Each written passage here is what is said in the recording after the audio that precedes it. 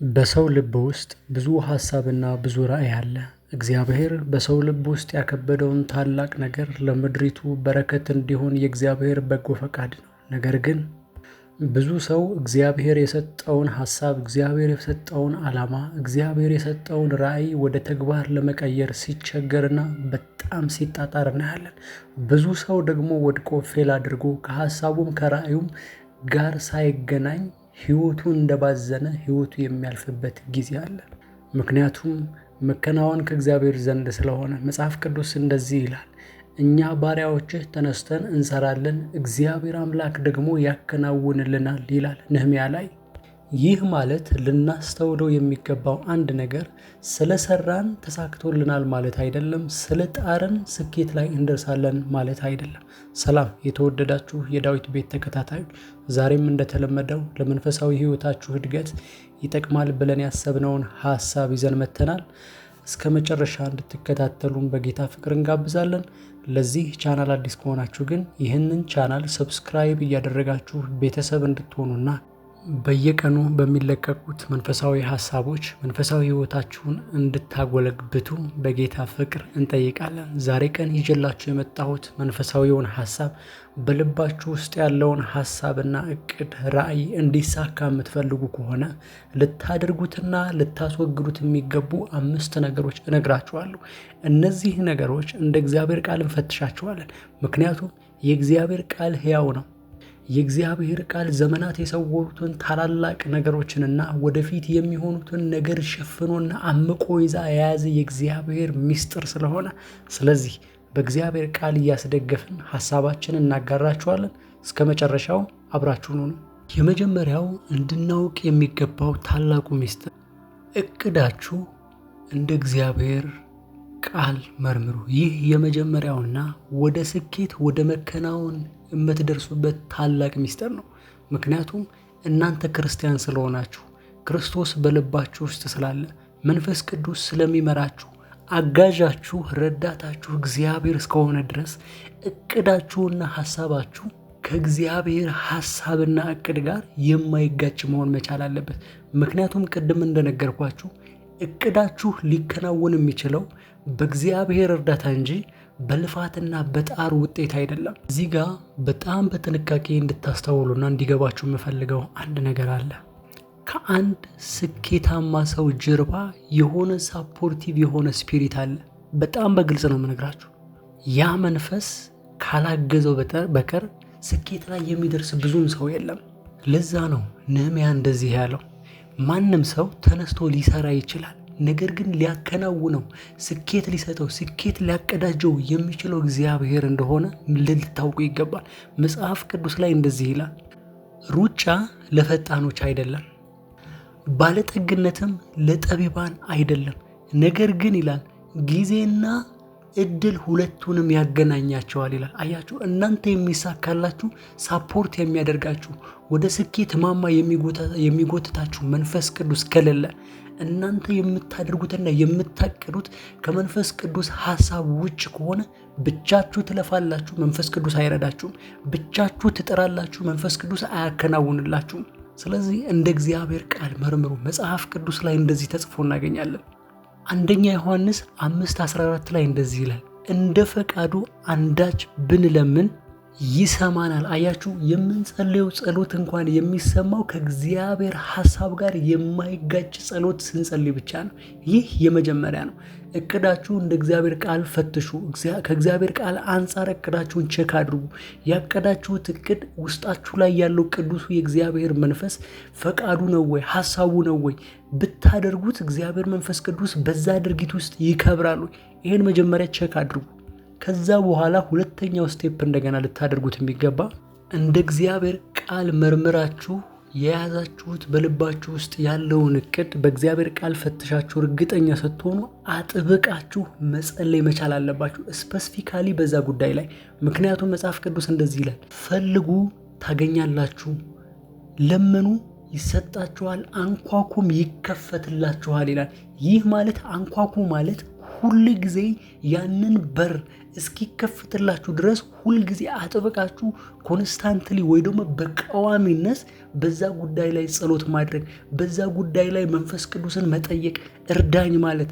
ምክንያቱም እዚህ ምድር ስንኖር ያለ መንፈስ ቅዱስ እርዳታ፣ ያለ እግዚአብሔር እርዳታ ህይወት ብርቱ ሰልፍ እንደሆነች መጽሐፍ ቅዱስ ይነግረናል። ስለዚህ ማንም እግዚአብሔር እንዲረዳው የሚፈልግ ሐሳቡ እንዲከናወንለት የሚፈልግ ካለ አጥብቆ መጸለይ መቻል አለበት። አጥብቃችሁ መጸለይ ማለት ሐሳብ አለመለወጥ፣ የልባችሁን ጽናት በእግዚአብሔር ፊት ላይ ማፍሰስ፣ የልባችሁን መሻት በእግዚአብሔር ፊት ማፍሰስ። መጽሐፍ ቅዱስ ጌታችንና አምላካችን ኢየሱስ ክርስቶስ በምሳሌ ሲናገር እንደዚህ አለ። አንድ ሰውን የማያፍር እግዚአብሔርን የማይፈራ ንጉሥ ነበረ። በዚያ ንጉሥ ፊት እንደገና የምትመላለስ ፍረድልኝ እያለች የምትጮህ አንዲት ምስኪን ሴት ነበረች። ስለዚህ ሁል ጊዜ ትሄዳለች፣ ሁል ጊዜ አይመልስላትም፣ ሁል ጊዜ ትሄዳለች፣ ሁል ጊዜ አይመልስላትም። ነገር ግን ከውትወታዋ ከንዝንዛዋ ብዛት አንድ ቀን እንደዚህ ያለ እቺ ሴት አለ እስኪ ልፍረድላት፣ በቃ 10 ከምትጨቀጭቀኝ 10 ከምትነዘንዘኝ እቺ ሴት በቃ ላሰናብታት ብሎ ፈረደላት ይላል። አያችሁ፣ የሰማይ አባታችሁ አጥብቃችሁ ስትጸልዩ እንዴት አያደርግላችሁም? እናንተን በቅዱስ ደሙ የገዛችሁ በቅዱስ ደሙ የዋጃችሁ ጌታችሁና አምላካችሁ ኢየሱስ ክርስቶስ ስለናንተ ዋጋ የከፈለ ስለናንተ በቀራንዮ መስቀል ላይ የተሰቀለው ጌታችሁ እንዴት የምትለምኑትን ነገር አጥብቆ አይሰጣችሁም? መጽሐፍ ቅዱስ እንደዚህ ይላል፣ በልጁ ከታረቀን እንዴት የምንለምነውን ልመና አብዝቶ አያደርግልንም ይላል። አያችሁ፣ የመጀመሪያው ነገር ይሄ ነው። በእግዚአብሔር ፊት ጸልዩ፣ በእግዚአብሔር ፊት ተንበርከኩ፣ ቤታችሁን ዝጉ፣ በስውር ወደሚያያችሁ ወደ አምላካችሁ በስውር ጸልዩ፣ ተናገሩ፣ ሁልጊዜ ጠይቁት። እግዚአብሔር ሰለቸኸኝ አይልም፣ እግዚአብሔር ደከመኝ አይልም፣ እግዚአብሔር ይህን ነገር ከአቅሜ በላይ ነው አይልም። እግዚአብሔር ገደብ የለውም። እግዚአብሔር እሱ ወሰን አልባ ነው። ስለዚህ ማንም እቅዱ እንዲሳካለት የሚፈልግ ሰው ካለ በጽናት መጸለይ አለበት፣ በእግዚአብሔር ፊት መጸለይ መቻል አለበት። ሶስተኛው ልታደርጉት የሚገባው ደግሞ ላቀዳችሁት እቅድ ወይ ደግሞ ለራእያችሁ ምንም ዋጋ ክፈሉ። ብዙ ሰው የሚቸገረው እዚህ ላይ ነው። ብዙ ሰው ማድረግ የማይፈልገው ይህንን ነው። ኮንፈርት ዞን ይኖረዋል ወይ ደግሞ የተመቻቸ ህይወት ይኖረዋል። ነገር ግን በዛ ህይወት ውስጥ እቅዱና ራእዩን ማግኘት እንደማይችል ያውቃል። ከዛ ቦታ ለመውጣት በጣም ትግል ይሆንበታል። አያችሁ፣ የኮንፈርት ዞናችሁን ካለቀቃችሁ እግዚአብሔር ሁል ጊዜ በእናንተ ውስጥ ራእይ ካስቀመጠ በቃ ህይወታችሁ በጣም ከባድ እንደሚሆን በግልጽ ልነግራችሁ ፈልጋለሁ። ስለዚህ ለራእያችሁ ለእቅዳችሁ የምትከፍሉት ነገር ይኑር። እግዚአብሔር ያንን ነገር እንደ ዘር ያዩላችኋል። አያችሁ፣ የዘር ፕሪንሲፕል ወይ ደግሞ የዘርን መርህ ካልገባችሁ እቅዳችሁ ወደ ተግባር ወይ ደግሞ ወደሚታየው ዓለም ለመምጣት በጣም ትቸገራላችሁ። ምክንያቱም ኤቭሪቲንግ በዘር ነው የሚሰራው እዚህ ምድር ላይ። ይህ ዛፍ የምታዩት ዛፍ ከመሆኑ በፊት የሆነ ዘር ነበረ። ይህ የምታዩት ከተማ ከመሆኑ በፊት የሆኑ ሰዎች ደክመውበታል፣ ድካማቸውን ኢንቨስት አድርገውበታል። አያችሁ፣ የሰው ልጅ ከመጀመሪያው ዘር ነበረ። ይህንን ሙሉ ከተማ ይህንን ሙሉ ሀገር ብዙ ከመሆኑ በፊት የሆነች ዘር ነበረ። አያችሁ፣ ያ ዘር እየበዛ እዚህ ደረጃ ላይ ደረሰ። ስለዚህ ሁል ጊዜ ዘርን ዝሩ። ሁል ጊዜ የምታደርጉት ነገር ይኑር። ለዓላማችሁ ለእቅዳችሁ መሳካት ሲባል የሚደረግ ነገር አለ። ሀብታም መሆን የምትፈልጉ ከሆነ አስራት መክፈል ልመዱ። በእግዚአብሔር ባለጠግነት እመኑ። ምክንያቱም መጽሐፍ ቅዱስ እንደዚህ ይላል፣ እግዚአብሔር ለሚዘራ ዘርን ለበላተኛ ደግሞ ምግብን ይሰጣል ይላል። አያችሁ፣ ይህ ማለት ምን መሰላችሁ? ሁል ጊዜ ማስተዋል ያለባችሁ እኔ የምበላው ብቻ ካገኘው ተመስገን ብዬ ማደር እፈልጋለሁ ካላችሁ እግዚአብሔር የምትበሉትን አያሳጣችሁም። አይ እኔ ባለጠጋ መሆን እፈልጋለሁ እግዚአብሔር ለባለጠግነቴ የምዘራው ነገር ስጠኝ ካላችሁ እንደገና ልክ እንደ ገበሬው የሚዘራ ነገር ይሰጣችሁና ያንን ዘር እንዲበዛላችሁ እግዚአብሔር ይባርክላችኋል። አያችሁ፣ የምትዘሩት ነገር ይኑር፣ የምትቆረሱበት ነገር ይኑራችሁ። እናንተ ክርስትና ውስጥ ከገባችሁ የመብዛትና የመትረፍረፍ ህይወት ነው ያላችሁ። ይሄ በእርግጠኝነት ልነግራችሁ ፈልጋለሁ። ነገር ግን መንፈሳዊ ህይወት ፕሪንሲፕል ወይ ደግሞ መርህ እንዳለው ደግሞ እንድታውቁ ፈልጋለሁ። ምንም እንኳን ባይኖራችሁ እምነታችሁን መዝራት አለባችሁ። ምንም እንኳን ባይኖራችሁ መጽሐፍ ቅዱስ ልንገራችሁ፣ አንድ በጣም የሚገርመኝ ለበረከታችሁ የሚሆን አንድ ቃል ላካፍላችሁ። ማንም ሰው እጀ ጠባቡን ቢሰርቀው መጎናጸፊያውን ይጨምርለት ይላል። ይህ ማለት ምን ማለት መሰላችሁ? ሞኞች ሁኑ ወይ ደግሞ ምንም ልብ የሌለው ሰው ሁኑ ማለት አይደለም። በእምነት ጽኑ። እግዚአብሔር ይጨምርልኛል። ምንም ማድረግ አልፈልግም፣ መካሰስ አልፈልግም፣ ከዛ ሰው ጋር ሰጣ ገባ መግባት አልፈልግም፣ የሰረቀኝ ኢትስ ኦኬ እጨምርለታለሁ ብላችሁ ያንን ነገር ስታደርጉ እምነታችሁ እየተዘራ እንደሆነ ልታስቡት ይገባል። ስለዚህ እንደዚህ አይነት የህይወት መርሆች ከእግዚአብሔር ቃል እያወጣችሁ እንደ ዓላማ ወይ ደግሞ ኮንፌስ እንደምታደርጉበት የእግዚአብሔር ቃል እንደምታውጁበት ሐሳብ ያዙ።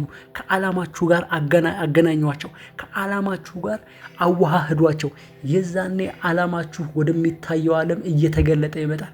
እየተከናወናችሁ ትመጣላችሁ። እየተሳካላችሁ ትመጣላችሁ። እየተራመዳችሁ ትመጣላችሁ። ይህ መንፈሳዊ መርህ ነው። አራተኛው እንደገና ዋነኛው ነገር በሁሉም ነገር አመስጋኝ ሁኑ። በምንም ሁኔታ ሁኑ አመስጋኝ ሁኑ። ከእግዚአብሔር ጋር እግዚአብሔርን ከማማረር ጋር እንዳትነካኩ። ይህ ልንገራችሁ መርህ እንደሆነ ልታውቁ ይገባል። ምንም እግዚአብሔር በልባችሁ ውስጥ ዓላማ ቢሰጣችሁ፣ እቅድ ራዕይ ቢሰጣችሁ የምታጉረመርሙ ከሆነ ምንም ዓላማችሁ ላይ እንደማትደርሱ በእግዚአብሔር ቃል ልንገራችሁ። እግዚአብሔር አምላክ እስራኤላውያን ከግብፅ ምድር አውጥቶ ማርና ወተት ወደምታፈልቀው ወደ እስራኤል አገባችኋለሁ ንውጡ ባላቸው ጊዜ አያችሁ፣ እግዚአብሔር ዓላማ ሰጣቸው ማለት ነው። እግዚአብሔር የሆነ ደስትኒ የሆነ ፍጻሜ ሰጣቸው ማለት ነው። ነገር ግን እስራኤላውያን በምድረ በዳ እግዚአብሔርን በማጉረምረም እግዚአብሔርን በማማረር እግዚአብሔርን ስላሳዘኑ 40 ዓመት በምድረ በዳ ያጉረመረሙት ሰዎች ወይ ደግሞ ያማረሩት ሰዎች በዚያ ምድረ በዳ እስኪጠፉ ድረስ እዛው ምድረ በዳ ላይ ተቅበዘበዙ። አያችሁ፣ ማጉረምረም ስኬታችሁን ይይዝባችኋል። ማጉረምረም፣ ማማረር ወይ ደግሞ እግዚአብሔርን ማሳዘን ከስኬታችሁ ከዓላማችሁ እግዚአብሔርን ከነገራችሁ ካቀደላችሁ ውጭ እንድትሆኑ ያደርጋችኋል። ስለዚህ አመስጋኝ ሁኑ። በምስጋናችሁ እግዚአብሔርን ደስ አሰኙ። እግዚአብሔር እናንተን ሳፖርት የሚያደርገው እናንተን የሚረዳው እናንተን የሚደገፈው ከፍጹም ፍቅሩና ከምሕረቱ የተነሳ እንጂ በአንጻሩ ከእኛ የሚፈልገው ነገር ስላለ አይደለም። ስለዚህ እግዚአብሔርን የምታማርሩ ከሆነ አሁን ንስሐ ገብታችሁ አሁን በእግዚአብሔር ፊት ይቅር በለኝ፣ ከዚህ በኋላ የምስጋና ልብ ስጠኝ፣ የአመስጋኝ የሆነ ህይወት ስጠኝ፣ አመስጋኝ የሆነ ልብ ስጠኝ እያላችሁ ህይወታችሁን እንድትመረምሩ እፈልጋለሁ። ይህ አራተኛው ነው። አምስተኛውና የመጨረሻው እንደገና የመጣላችሁ ስኬትን መርምሩ። በእግዚአብሔር ቃል አሁን የሆነ የስኬት ደረጃ ላይ ልትሆኑ ትችላላችሁ። አሁን የሆነ የስኬት ማማ ላይ ልትሆኑ ትችላላችሁ። ያ ስኬት ግን እንደ እግዚአብሔር ፈቃድ ካልሆነ ከዛ በስተጀርባ ያለውን ታላቁ የእግዚአብሔርን በረከት ጋር እንዳትደርሱ ስለሚያደርጋችሁ መርምሩ፣ ንስሐ ግቡ፣ በእግዚአብሔር ፊት ግልጽ ሆኑ። እግዚአብሔርን መሸወድም ማታለልም ስለማይቻል፣ ምክንያቱም መጽሐፍ ቅዱስ ሲናገር እንደዚህ ይላል፣ እግዚአብሔር ልብንና ኩላሊትን ይመረምራል፣ በእርሱ ፊት ሁሉም ነገር የተገለጠ ነው ይላል፣ የተራቆተ ነው ይላል። አያችሁ፣ በእግዚአብሔር ፊት የሚሰወር ምንም ነገር የለም። በእግዚአብሔር ሐሳብ ውስጥ እናንተ የምትደብቁት ምንም ነገር የለም። እናንተ የምትናገሩትን ንግግሩን ብቻ ሳይሆን ሞቲቭንም ወይ ደግሞ ውስጥ ላይ ያለውን የምትናገሩበትን ሐሳብ እርሱ ያውቃል። አያችሁ። ስለዚህ እግዚአብሔር እናንተ ኢምፕረስ ስለማታደርጉት በእግዚአብሔር ፊት ግልጽ ሁኑ። በእግዚአብሔር ፊት የሚሰማችሁን ሁኑ። አታማርሩ፣ አመስግኑ። እቅዳችሁ በእግዚአብሔር ፊት ግልጽ አድርጉ። ይህንን የምታደርጉ ከሆነ እንደ እግዚአብሔር ቃል አቅዳችኋልና እቅዳችሁ ወደ መከናወን ሲመጣ ታዩታላችሁ። የዛሬው ሐሳብ ይህ ነበር። እስከ መጨረሻው ከኔ ጋር ስለነበራችሁ አመሰግናለሁ። ይህ ቪዲዮ ከጠቀማችሁ ላይክ፣ ሼር ማድረግ እንዳትረሱ። ለዚህ ቻናል አዲስ ከሆናችሁ ግን ይህንን ቻናል ሰብስክራይብ እያደረጋችሁ ቤተሰብ እንድትሆኑ በጌታ ፍቅር እንጠይቃለን። በቀጣይ ቪዲዮ እስክንገናኝ ድረስ የእግዚአብሔር ሰላም ከእናንተ ጋር ይሁን። በዚህ ሐሳብ የሚስማማ ካለ በኮመንት ሴክሽን ላይ አሜን እያላችሁ ኮመንት እንድታደርጉ በጌታ ፍቅር እጠይቃለሁ። በሚቀጥለው እስክንገናኝ ሰላም።